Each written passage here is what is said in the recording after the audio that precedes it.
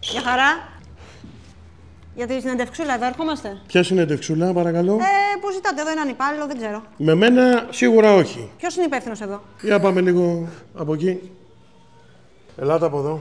Ορίστε εδώ. Η κυρία εδώ είναι για συνέντευξη. Γεια σου, Αφεντικούλη.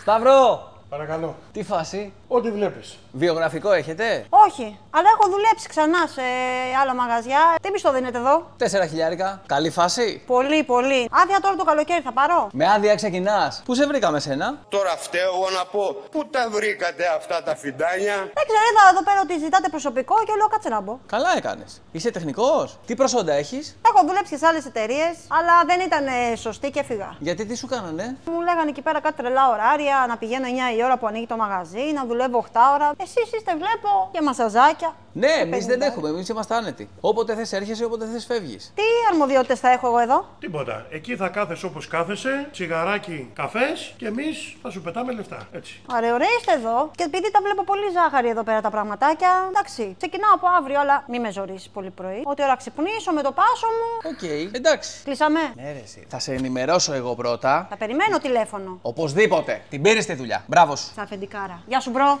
Γεια σου, κοπέλα μου, γεια σου. Γεια χαρά. Τι κάνεις εκεί, ρε Σταυροκό? Τα βλέπεις, Αφεντικούλη? Τι έχεις να τραβήξεις άμα σηκωθώ και φύγω μία μέρα? Πού τα πας αυτά?